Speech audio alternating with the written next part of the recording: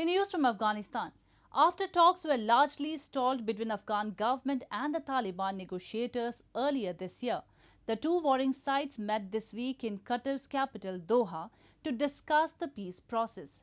According to Taliban spokesman Suhail Shaheen, they discussed topics of the agenda accelerating the Afghan negotiations process and reaching mutual understanding in this regard. Afghan government and Taliban negotiators met in Qatar's capital Doha this week to discuss the peace process, the first known meeting in weeks after negotiations largely stalled earlier this year. Taliban spokesman Suhail Shaheen said in a statement on Twitter on Wednesday that the heads of both teams, along with some of their negotiators, had met the previous day in Doha.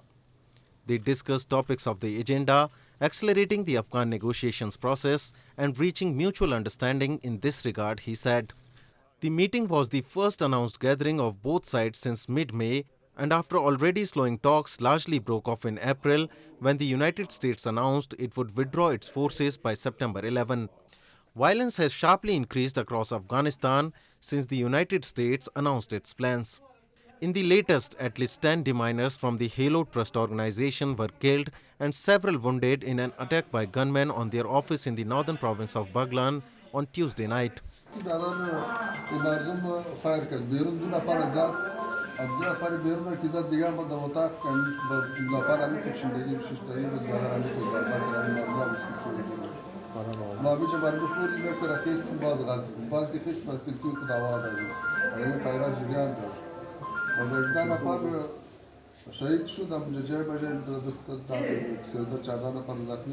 The Taliban denied involvement in the attack.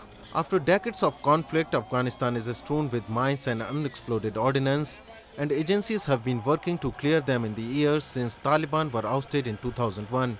The Taliban are fighting government troops in 26 out of 34 provinces, and the insurgents have recently captured more than 10 districts, government officials say.